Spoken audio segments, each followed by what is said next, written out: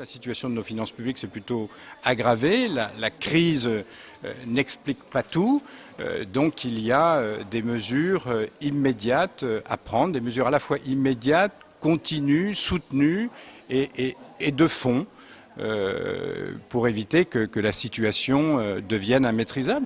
C'est une question de souveraineté et d'indépendance. La crise a bien sûr amplifié, bien évidemment, y compris sur la question des retraites, mais elle n'est pas le seul facteur qui explique une situation difficile. Est-ce que la réforme des retraites vous paraît convaincante ?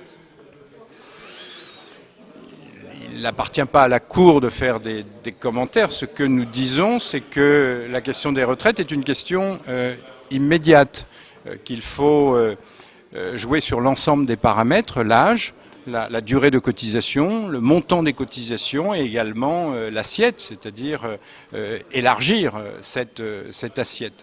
Et oublier un des paramètres n'est vraisemblablement pas raisonnable. Est-ce que vous ne craignez pas pour la croissance, d'hypothéquer la croissance en multipliant les mesures d'austérité ? Non, vous savez, l'inaction a un coût aussi.